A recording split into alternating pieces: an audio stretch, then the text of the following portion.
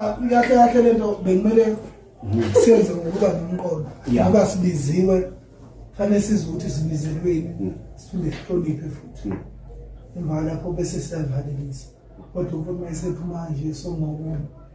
ngoba engakusho manje lutho angakusho ngoba engasekho kodwa kade ngifuna ukudlulisa kumfuthu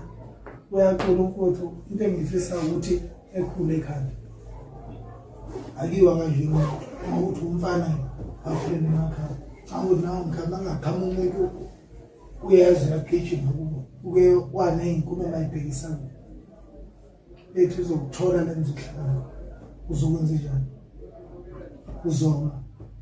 noma ubale mina kwawungikadlisa iloko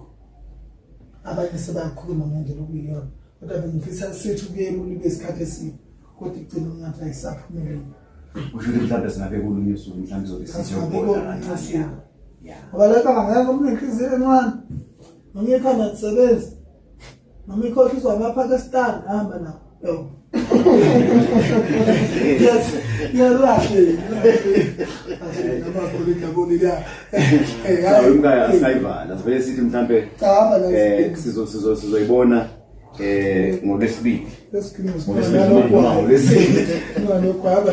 uthi ngihambe nokwangafowethu mfowethu usibongele kuswidi mfowethu umcele usicele uthehlisa umoya ngiyahamba amandla la ngihamba nawo.